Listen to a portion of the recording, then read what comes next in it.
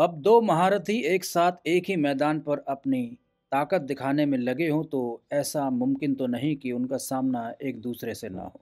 यही हुआ था सुपरस्टार अमिताभ बच्चन और सुपरस्टार विनोद खन्ना के दरमियान। आज हम उन दोनों के बीच चले उस कोल्ड वार पर बात करेंगे जिसे दोनों ने कभी सार्वजनिक रूप से तो नहीं माना था, लेकिन फिल्मी दुनिया की गॉसिप्स में उनके ये किस्से अपना एक हिस्सा बना चुके थे।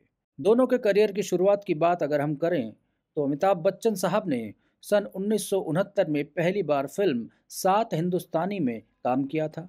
ये फिल्म फ्लॉप रही थी। उनकी आने वाली कई फिल्में भी फ्लॉप साबित हुई थी, लेकिन साल 1973 में रिलीज हुई फिल्म जंजीर से उन्हें सफलता का स्वाद मिल गया था। वहीं विनोद खन्ना साहब उससे पहले फिल्म इंडस्ट्री में अपने पांव जमा चुके थे। वो अमिताभ बच्चन साहब से पहले स्टार बन चुके थे।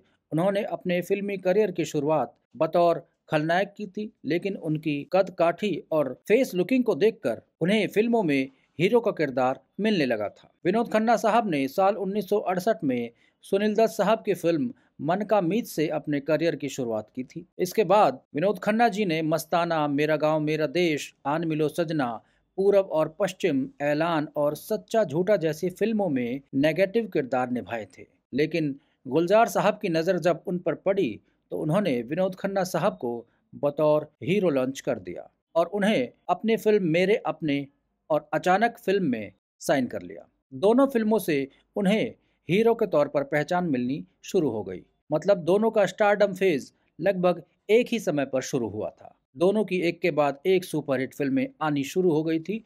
दोनों की अपनी अपनी फैन फॉलोइंग भी बन गई थी। फैंस के बीच में ये बहस का मुद्दा अक्सर बन जाता था कि इन दोनों कलाकारों में बेहतर कौन है। 70 से 80 का दशक ऐसा था जब इन दोनों लेजेंड कलाकारों ने अलग अलग कई मल्टी फिल्मों में अभिनय किया था।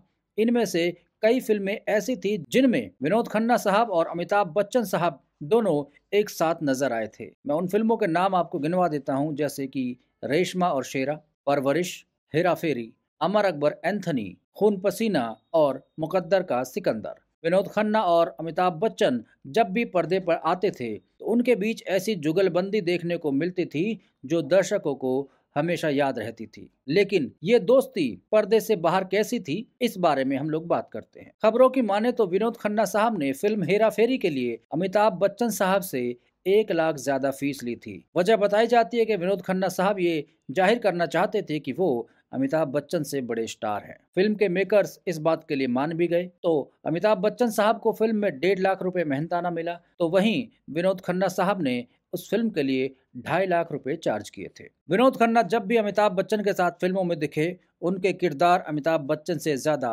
सशक्त रहे थे। उनका स्क्रीन टाइम भी अमिताभ बच्चन से ज्यादा होता था। इसी दौरान अमिताभ बच्चन साहब पर ये आरोप लगते रहते थे कि वो विनोद खन्ना के रोल कटवाते रहते हैं।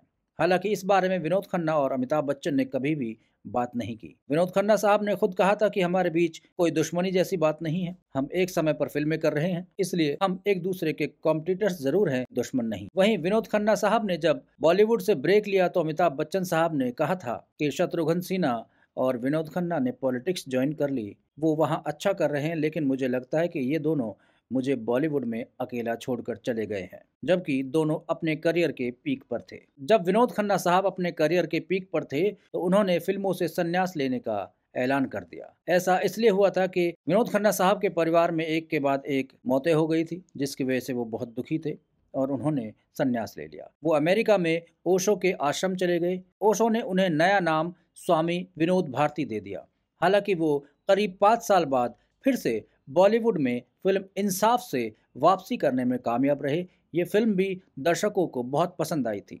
लेकिन तब तक अमिताभ बच्चन साहब बहुत बड़े स्टार बन चुके थे और जैसा कि बॉलीवुड में एक कहावत बहुत मशहूर है कि यहाँ पर जो दिखता है वही बिकता है, तो विनोद खन्ना साहब दिखना बंद हो गए थे तो लोग उनको धीरे धीरे भूलने लगे थे। लेकिन वहीं अमिताभ बच्चन साहब लगातार हिट पे हिट फिल्में दे रहे थे तो वो सुपरस्टार बन गए थे। ऐसे में अमिताभ बच्चन साहब को कंपटीशन देने वाले विनोद खन्ना साहब ने खुद ही अमिताभ बच्चन की राहें आसान कर दी। और वो इतने बड़े स्टार बन गए। आज विनोद खन्ना साहब हमारे बीच नहीं हैं। लंबी बीमारी के बाद उनका निधन हो गया था। उन्होंने अपने अंतिम समय में कुछ अच्छी फिल्में की, जैसे वांटेड, दबंग, दिलवाले। इन फिल्मों में उनके अभिनय की काफ़ी तारीफ भी हुई थी। वहीं अमिताभ बच्चन साहब आज बॉलीवुड के सबसे बड़े अभिनेता के तौर पर जाने जाते हैं। उनका स्टारडम हर रोज़ एक नई ऊंचाइयां छू रहा है। दोनों की राइवलरी को लेकर बातें कुछ भी हो, लेकिन ये कहना गलत नहीं होगा कि दोनों ही बॉलीवुड के लेजेंड अभिनेता रहे हैं और दोनों को उनके काम के लिए सालों सालों तक बॉलीवुड में ही नहीं बल्कि हिंदुस्तान में जाना जाएगा। साथियों, ये स्टोरी आपको कैसी लगी, आप कमेंट करके हमें ज़रूर बताइएगा। धन्यवाद।